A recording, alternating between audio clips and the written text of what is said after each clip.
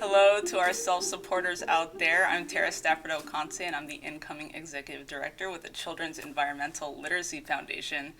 And I'm so thrilled to, with the support of our board of directors and our amazing staff, to be taking the reins from Katie Ginsberg, who founded CELF 20 years ago and has grown it to its level of impact today. And I'm so excited to be sitting here with Katie today to talk a little bit about what this transition means for our work with CELF and what we have planned for the future. So Katie, I'd love to hear a few highlights, some of the things you're most proud of over these 20 years that you feel have really made an impact through the work of CELF. There are many. Some especially exciting moments were when we were accepted into the Clinton Global Initiative as a not-for-profit member. And as part of that award, we committed to a 3-year program with the New York City Department of Education to work with 30 schools over that period of time to use sustainability as an overarching framework for their curriculum and instruction.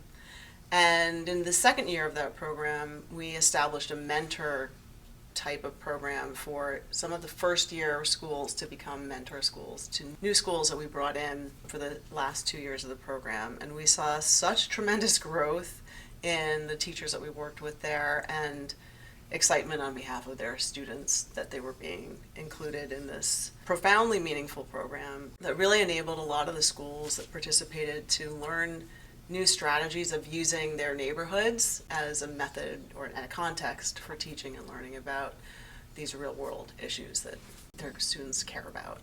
A couple years later, we were partnered with Mount Sinai, and working with them, we developed our what is now known as the Civic Science Program, and they nominated CELF for an EPA award, which we subsequently won in 2017 as an environmental champion. So that was exciting to be presented with that award from Region 2 of EPA.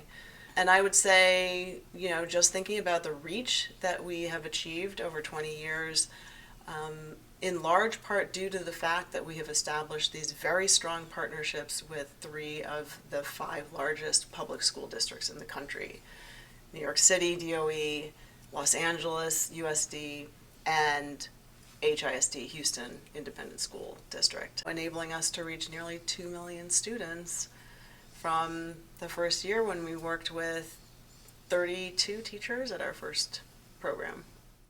I am also excited about this next chapter for CELF. Having had the opportunity to build this organization and to work with some of the most incredible people has been just a complete honor for me, and I'm thrilled that you are the next leader of the organization, having had years of knowing about your most recent tenure.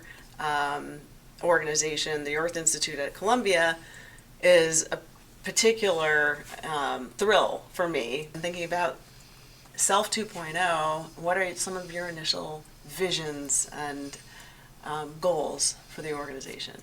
Definitely the international network, and how can we connect students in the different places where we're already working with students in other parts of the world that I can hopefully help facilitate those kind of partnerships. I've run programs at Columbia where we were partnering with Esri and using geospatial tools so that students, very much like our civic science program where they're out in the field collecting data on air quality, soil quality, water quality, how can we use geospatial tools so that students, no matter where they are in the world, can be working on projects together and building this data set that we need to actually push policy in the right direction and build that political will we need to enact these solutions. And young people can play a huge role in that no matter where they're from. So I think building our international partnerships is definitely one thing I hope to do. And then how can we engage industries that are part of this transition to green economy in this work, and in authentic ways. So not just where we're going to donors and asking them to fund our work, but how can we engage students in developing some of those KPIs that those companies can use for their ESG measures, so that it's really this kind of two-way relationship. So I think looking at partnerships like that is something that we'll be interested in going forward. And then tracking our impact over the long term. I mean, this is a very tricky thing because we're working with children and there's, privacy concerns, but I think how can we work with university partners who are experts in those aspects of that kind of work so that we can look at how our students and even teachers who are engaging with CELF, what are they doing a few years down the line? Are they more likely to go into green careers, fields of study? Are they more likely to be involved in their communities? How are we measuring those things? How can we engage schools in measuring those things at the local level? So we're doing the teacher professional development work, but we're also looking at helping schools think about monitoring that kind of grassroots impact that the work leads to. Thank you for tuning in to this conversation about this next chapter of CELF's work, empowering educators and young people with the skills to build a more sustainable and equitable future. Your support is what makes our work possible, and we hope you'll stay tuned for what comes next.